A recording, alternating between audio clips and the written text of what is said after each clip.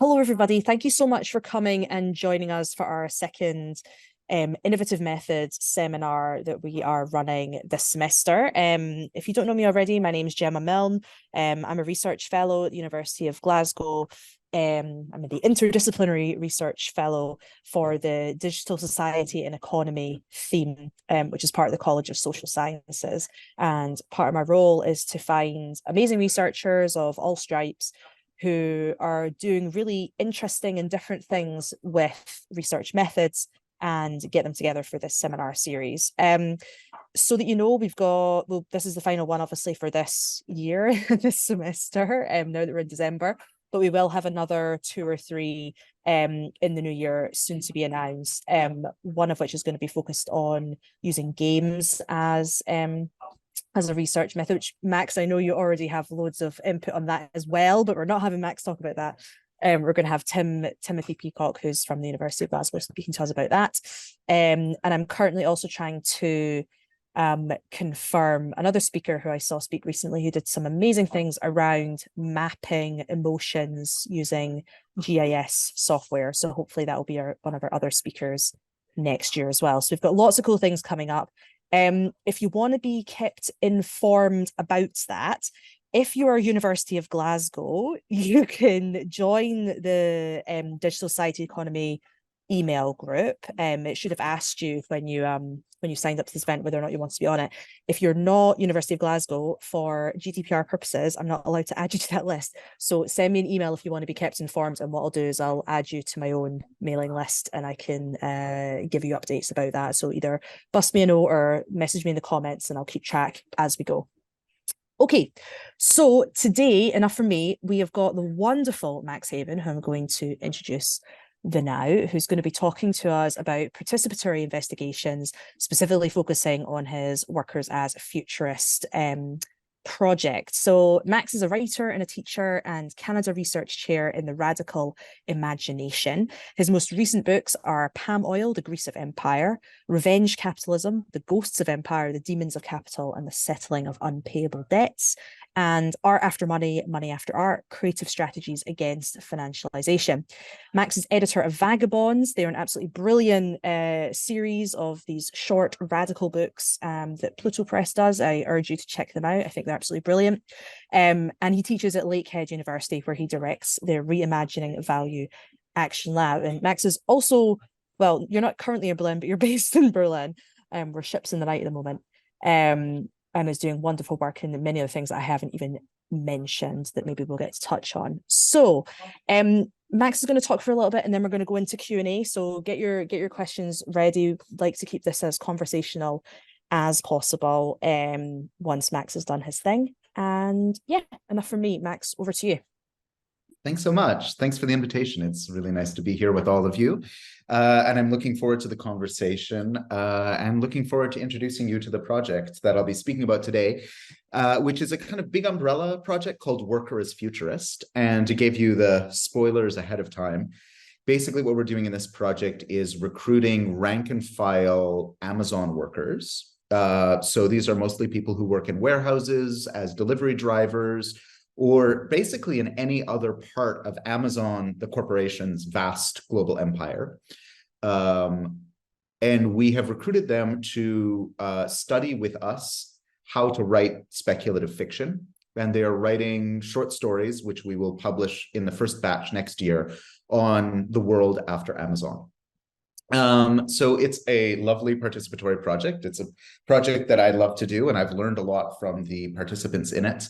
And what we're attempting to do, as I'll sort of outline in this presentation, is to create some method of working in solidarity with workers' struggles within, against, and beyond Amazon, and within and against and beyond the kind of platform capitalism that Amazon represents, as well as thinking through how futurism and how speculative fiction and how the radical imagination can be a part of those struggles. I was just very fortunate a couple of weeks ago to be in Manchester for the first global Make Amazon Pay Summit, which was a gathering of trade unions and civil society organizations, really from around the globe, although I would say mostly from the global north, but with some representation, for instance, from India and Bangladesh and South Africa, and Latin America as well, of many of the different sorts of groups that are fighting back against Amazon, which, I mean, I suspect all of you are somewhat familiar with as a company, either because you watch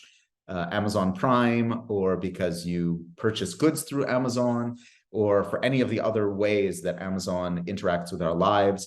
I can't remember, Zoom has changed their servers a number of times, but it used to be that Zoom, the platform, ran on Amazon servers. Amazon is the largest, or at least competes to be the largest provider of web services and cloud computing in the world. It's estimated that half of the websites that we engage with every day are basically Amazon websites run by other companies. So from its incredible influence over the literary market and books and reading, to web services, to retail, to now film and video, increasingly in the United States to things like healthcare and insurance, Amazon is a vast and highly innovative global empire. And so as somebody who is a scholar who works in solidarity with anti-capitalist movements, I think it's a very useful focus for my efforts and the efforts of the people that I work with. So I'll tell you a little bit about the project, but first I want to kind of back it up by talking about two previous projects, which maybe help contextualize the approach. The first one was a project that I started with my colleague Alex Kasnabish.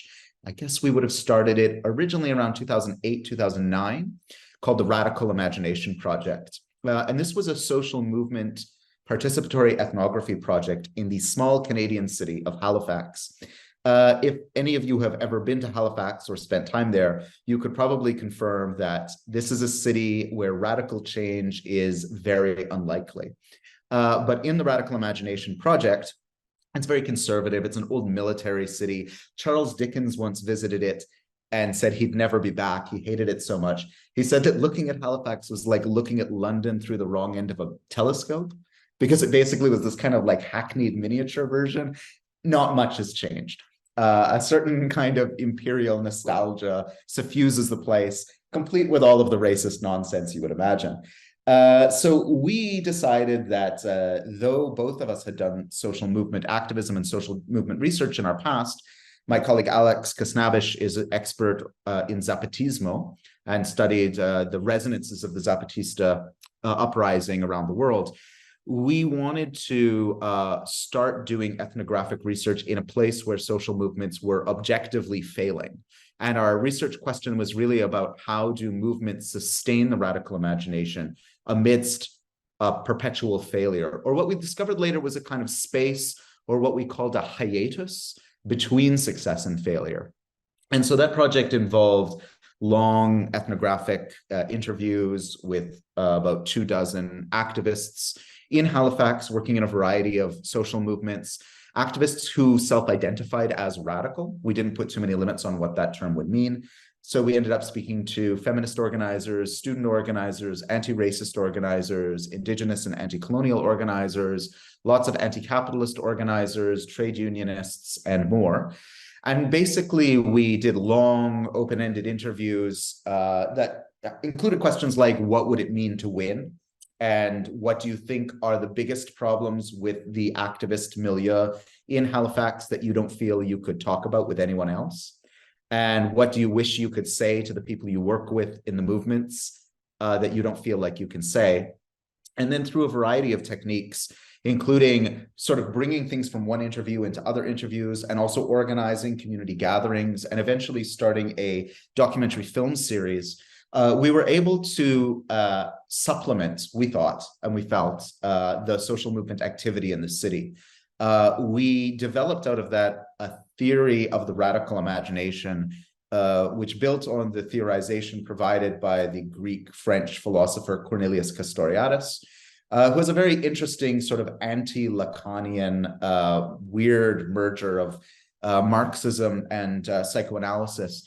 which insists that the radical imagination isn't just a kind of like state of mind that an individual can have, but a kind of substance. He likens it to magma flowing beneath the surface of society that is shared among many different people.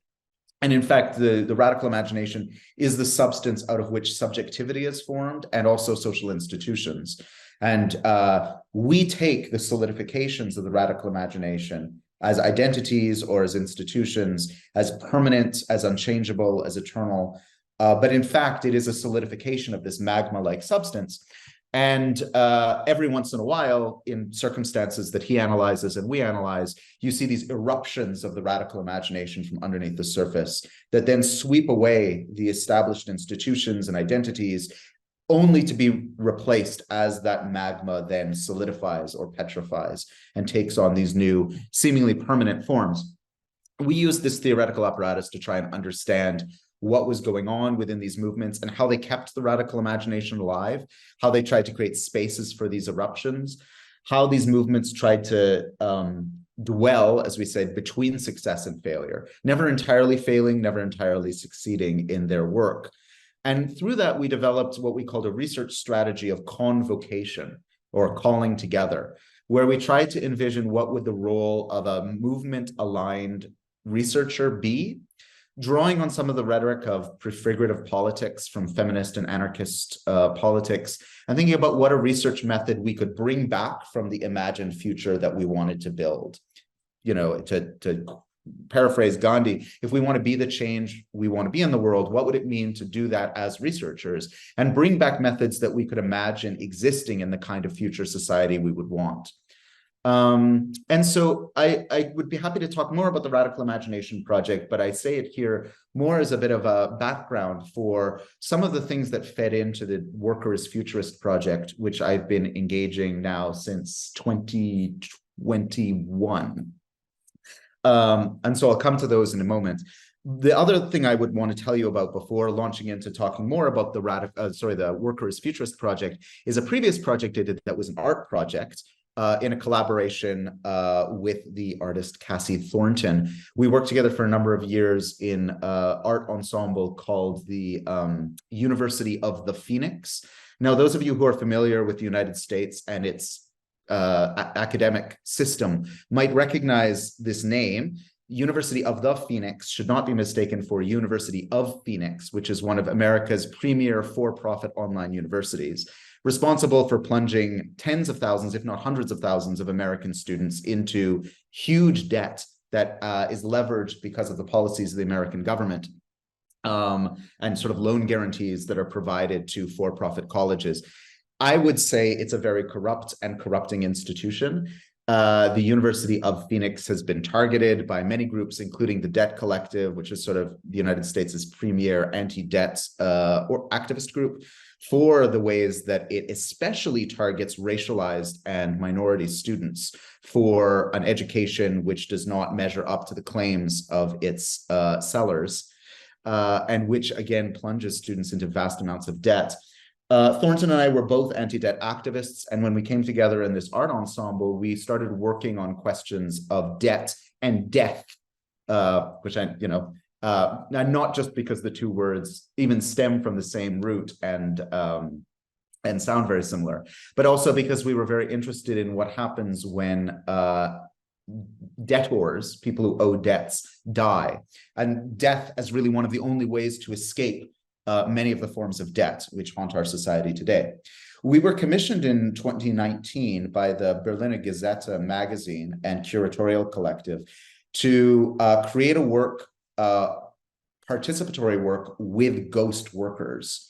These are workers that have been, are sort of the invisible labor behind the seemingly seamless digital economy. And we were particularly challenged to work with workers who work for Amazon's Mechanical Turk platform.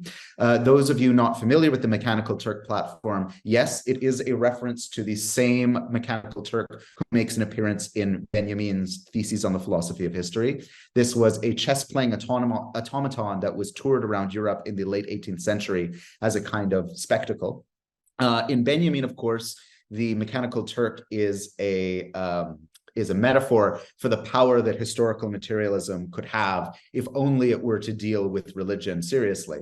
For Amazon, it was a metaphor for an invisible worker who does the work, because in this case of the mechanical Turk in history, there was seemingly a chess-playing robot that could win against almost every opponent. But in fact, it was being operated by a little person who was inside of the automaton operating it, but was unseen by the spectators. And so this fantasy of having a kind of hidden worker doing the work for you clearly inspired someone at Amazon to create what is essentially a microtask platform. Now, on this microtask platform, you can pay essentially pennies or even fractions of pennies in order to hire workers to do repetitive microtasks. So a lot of the artificial intelligence that we use today or try and avoid using today has been trained on data sets that have been created by Amazon Mechanical Turk workers. This would include, for instance, getting paid like 1/10 of a cent for differentiating a picture of a cat from a picture of a dog, because you want to train an AI to tell cats from dogs. If you're doing that with most AI, you need to give it a huge data set and say, this is a cat, this is not a dog, or this is not a cat, this is a cat, this is not a cat. You need humans to basically create the data set. And Amazon, because of course the corporation is so deeply invested in artificial intelligence, essentially created this microtask platform to be able to harness that human labor at the absolute minimum. In fact, workers on the MTurk platform, as it's been abbreviated, basically compete with one another to offer their services for as cheap as possible, with a pretty horrendous race to the bottom. When we were challenged to work on a project on MTurk, we decided that what we would do, because at the University of the Phoenix, our art ensemble, essentially build itself as the first university that teaches the living and the dead to rise up together against global capitalism. We were sort of like a joke institution, a kind of parafictional or mytho-real institution that claimed that we could educate the dead and that we could capitalize, we could improve the human capital of the no longer living. And they could then collaborate with the living on these sort of projects. We essentially, and so we ended up using in that art project a lot of kind of occult symbolism and topics and motifs. So in this project, we decided that we would go onto the MTurk platform and pay vastly above market rate. We in fact chose to pay people at I think 15% above the living wage for London. So we paid people quite high for the Amazon MTurk platform in order to get hundreds of MTurk workers to write a curse with us against Amazon. And we asked them, we told them what we were doing, and they had to consent to be part of it, of course, and, fully consent to be writing a curse. And we asked them to, in that curse, insert both what they wanted to preserve about the MTurk platform. And many had very interesting things to say about the things they appreciated about the platform. And then also the things that they wanted to destroy about the platform. So many of them wanted to preserve the fact that it's very flexible. Many of them are workers in the global south for whom the wage that they're earning is relatively high, especially given the differentials that are the residue of global imperialism. Many of them are people who are working and need flexible schedules because of childcare or other care duties. Many of them are people struggling with disabilities in societies that do not sufficiently care for people trying to work with disabilities. So lots of people had lots of things they did want to preserve about Amazon. But many of them, of course, had things they wanted to destroy as well, including the incredible fees that Amazon charges the people who use the MTurk platform.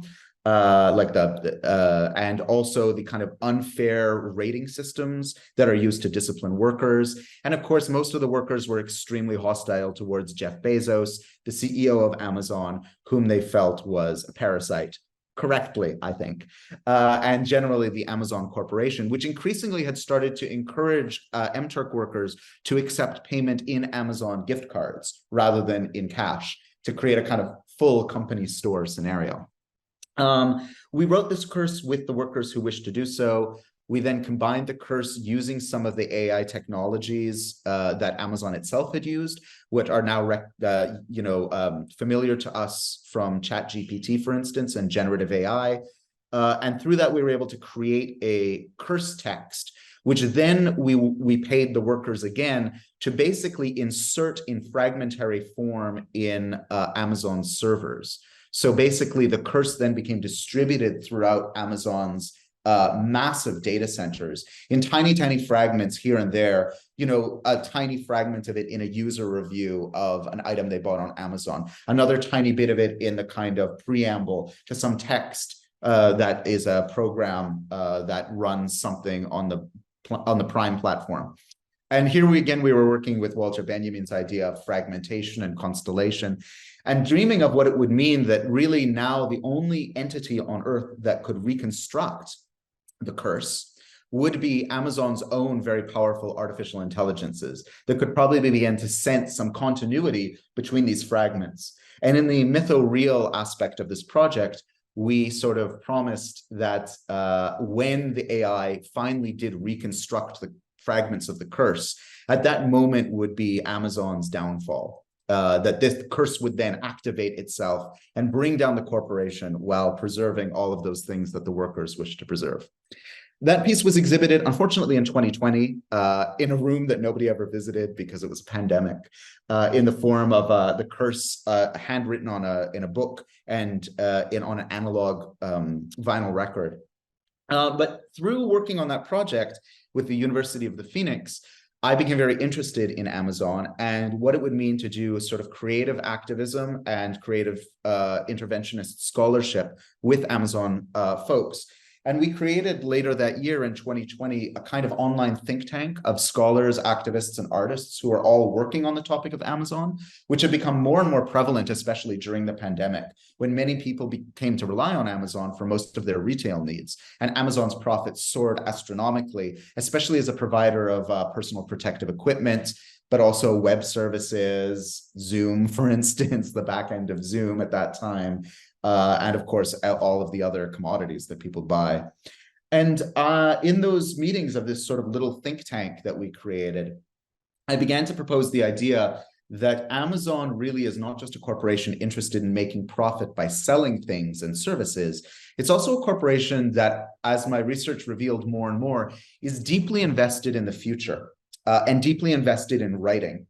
It's deeply invested in the future in the sense that Amazon sees itself and has been presented by Jeff Bezos, the CEO, as not just any other corporation, but a great disruptor.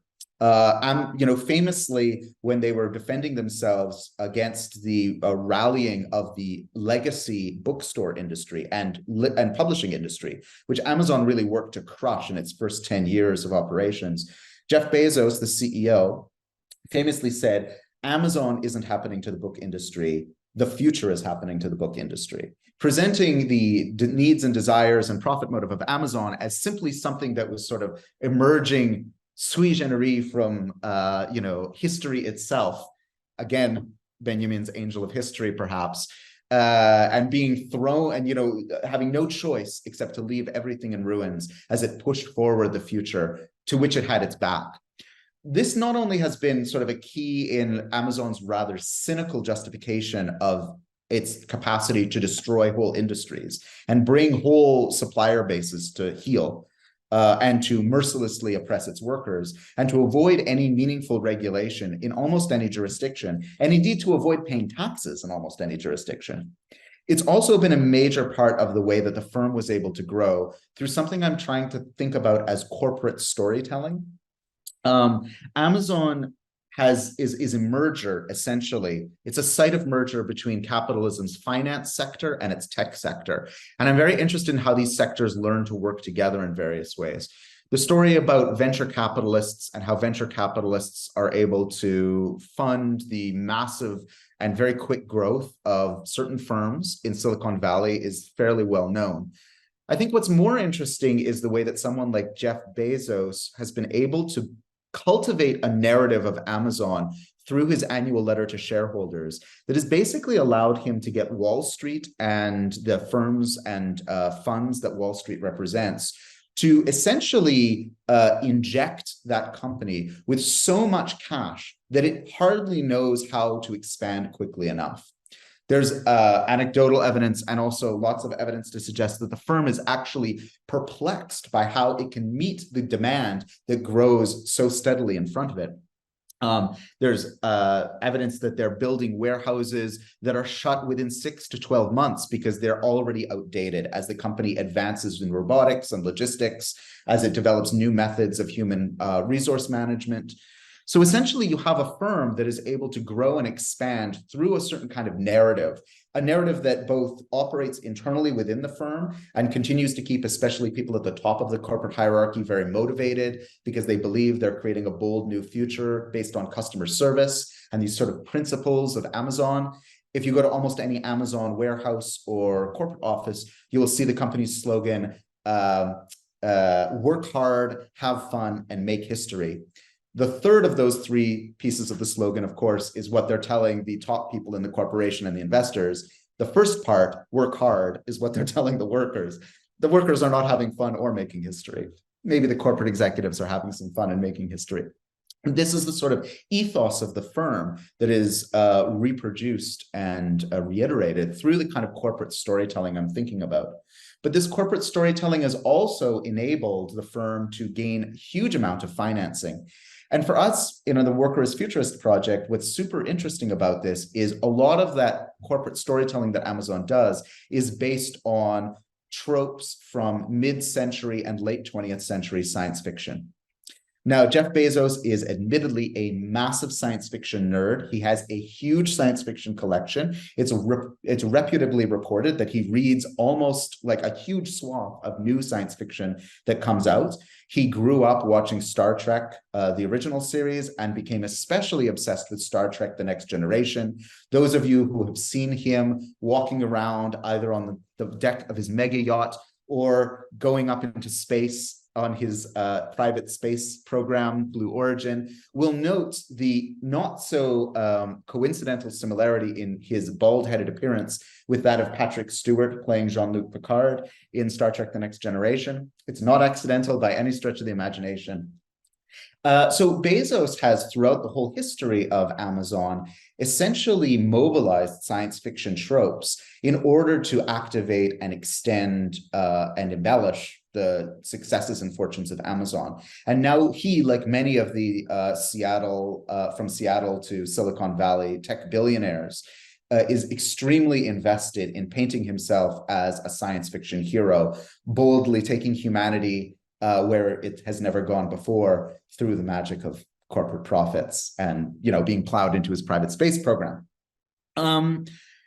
If Jeff Bezos in some ways is using Amazon to build his own private utopia and presenting Amazon in some ways in utopian terms as this miraculous company that puts the customer ahead, that is driving the capitalist economy to new heights of efficiency, that is, according to Amazon, allowing new market players to enter with more ease than ever before, in the sense that any of us in this room could become an Amazon seller and use their warehouses and their platform in order to reach our customer base. If Jeff Bezos and the corporation have presented themselves as heroes of a kind of utopian fantasy, then the workers at Amazon at the rank and file level are living its dystopian underside. Workers at Amazon work extremely punishing hours. There's an extremely high turnout rate as people's bodies and minds give out due to the rigors of the work. It is true that in many jurisdictions, compared to the rest of the logistics industry, Amazon workers do enjoy better pay and benefits, but that's not saying much given how bad the rest of the logistics industry is. And it also doesn't compensate the workers adequately for the breakneck pace that they are forced to work, whether they're drivers or pickers at the warehouses or anyone else in the firm, which is constantly accelerated thanks to the ever more rigorous analysis of data harvested from them by the corporation in order to make a kind of nightmare version of Taylorism, where basically their body movements are reduced to the most minute microsecond and then micromanaged by a firm that is only interested in making as much profit as it possibly can through this kind of obsession with customer satisfaction. What then might those workers know about the future that we all face in the world that Amazon is building that we don't know, that anyone else wouldn't know? what does the body mind of the worker in those facilities, who is plugged in every day for 8 to 12 hours to an algorithm run by basically a suite of supercomputers headquartered in Seattle. What does that body know? And then what are the methods through which those body minds might come to some sort of consciousness of it? These are the kind of sci-fi questions that we're asking in Worker as Futurist. And we're inspired, in fact, by science fiction. We're inspired, for instance, from the character 7 of 9 in Star Trek: The Next Generation, Jeff Bezos' favorite show, who is a member of the Borg hive mind who gets separated from the hive mind and is able to become a strategic asset in the hands of the Galactic Federation, the good guys, because she has within her body mind the ability to understand the algorithm that once controlled her. Or you might think about a film like, with Arnold Schwarzenegger, Total Recall, based on the Philip K. Dick novel, We Can Sell Memory to You Wholesale, in which a secret agent for a nefarious government corporate complex has his memory wiped, but basically begins to remember slowly all of the evil things that he did as an agent, as a hitman of this evil empire. And through that is able to be part of bringing that empire down. We're inspired by these somewhat hackneyed science fiction tropes to ask this question in the Worker as Futurist project. Because what we notice is that if we go back to the Make Amazon Pay Coalition meeting, which I spoke to you about at the beginning of this talk in Manchester, I think what we see is that a lot of these groups that are struggling against Amazon have very little time and very little incentive to consider the world they want to build, the world we want to build together. Amazon, in a way, is trying to build a different future. It's very explicit in their corporate messaging and mandates. They believe that they're on the vanguard of leading humanity to a new plateau to become a spacefaring species in Jeff Bezos's personal vision, which is not the corporate vision, but they're very closely tied. But unless we have a counter vision, unless we have what I think needs to be an anti-capitalist counter vision, we're constantly just going to be fighting back against those firms. And our conviction in Workers Futurist is that the visions of what kind of societies we want, even if those visions are simply saying no to the future that Amazon is presenting, those should be coming from the rank and file workers. But that's not something that's necessarily going to emerge from the trade unions or from the civil society organizations. And again, to come back to this question of the Radical Imagination Project, we are curious what role scholar activists can play that nobody else is likely to play, and how we can do that responsibly and generatively. So in this case, our keen interest is to bring together rank and file workers writing speculative fiction with trade union activists and with civil society and anti-capitalist organizations, and start to create a more fruitful dialogue about the future. So I'll finish by just saying a few very practical things about how we're doing Worker as Futurist, and then I'd love to hear what you have to say and talk a little bit more. In 2021, we recruited about 25 rank and file Amazon workers, mostly but not exclusively in North America, to do a science fiction film and video game club for about 5 weeks, where we met every week and we talked about a different film or a different video game or a different television series. So we watched things like Snowpiercer, Squid Game was just airing at that time. We played some science fiction themed video games, and we would just have discussions with them. And we would ask them questions like, not immediately, but we would sort of work up to questions like, how does this help you reflect on your experience working at Amazon? We recruited them mostly through word of mouth. We did talk to a lot of trade union organizers and civil society organizers who knew people at Amazon, but we also used Craigslist and Facebook in jurisdictions that we knew had large Amazon warehouses in order to recruit people. And we paid them quite well, I think, $25 or $30 an hour to participate through grants we got from the Social Sciences and Humanities Research Council of Canada. Then later in 2021 and 2022, we used that kind of pilot project where we did the kind of film sort of screening club to launch our second phase of the project, where we have recruited 13 rank and file workers. Again, almost all of them from North America, although some of them used to work in North America and have now gone back to their home countries elsewhere in the world, to basically on Zoom do writers' workshops. So we had 6 weeks of creative writing instruction. We would do sort of 2-hour meetings once a week. In the first hour, we would invite a guest on to speak to us about science fiction writing, to speak to us about Amazon and what it's doing and what it's doing to workers, to talk to us about the history of workers' struggles and workers' writing. In the second hour, my colleague Sarah Olatula, who I work with on the project, led a series, and Graham Webb as well, led a bunch of science fiction writing exercises to build up people's skills as writers, because most of the participants had maybe done writing as a kind of pastime, but had never done it really seriously, and had never been afforded the opportunity to take lessons in creative writing. So then that happened in February, from late January to early February of March this year. And then after that, we had 8 weeks of community of practice. So here, the workers were invited to come once a week or once every 2 weeks near the end and basically share writing in progress to keep everyone together and to allow them to have feedback and reinforcement from one another and from our team as well, which in addition to Sarah, whom I mentioned, Sarah Olatula and Graham Webb, also included Xenia Benevolsky, who is a curator and writer from Toronto, and Stella Lawson, who is a graduate assistant working with me at the ReImagining Value Action Lab. And then by August of this year, all of the workers in our project had produced short stories ranging from about 1,500 to 4,000 words. And we're in the process this fall of working with a professional literary editor to give those writers feedback and improve their writing so that eventually, hopefully early next year in February or March, we can self-publish a book of their short stories, along with essays from our team about the method, how we did it, why we did it, and some of the theory behind it as well. We're going to self-publish that book in print, but it should have global distribution. It'll also be available as an ebook online, and we are also hiring voice actors to read it out loud as an audiobook and podcast.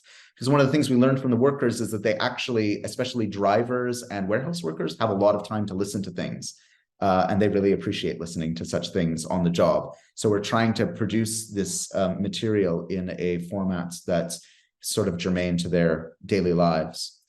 I could speak a little bit more, if you wish, in the Q&A about what the workers have written and what we're thinking about it.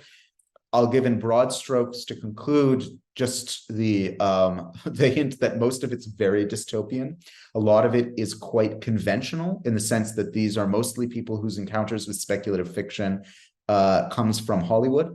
So they're often working with Hollywood tropes. And yet what we're already beginning to notice is the way that, in spite of some of the things feeling even cliched, there's interesting subversive moments within the workers' writing itself. And so in the future, the final bit of the project will be to start to try and do this as in-person workshops. So we're working right now on getting the funding together and building our partnerships with trade unions and activist organizations to go to various locales where there are Amazon warehouses or high concentrations of Amazon workers, and try and find the resources to, again, to pay the workers, because we believe that writing is work and they also need to be paid so they can get childcare and the other things they need to be able to participate. But we want to be able to do workshops of, say, 8 to 12 individuals, and really then focus on a kind of writing room environment where people can start to develop their stories together. Because one of the limitations of the project as we did it was that we were on Zoom and that people couldn't get to know each other except on that platform. And it led to a lot of limitations, especially when it came to creating the intersections between the workers and writers themselves and the activist and trade union organizations we were hoping to build the bridge with.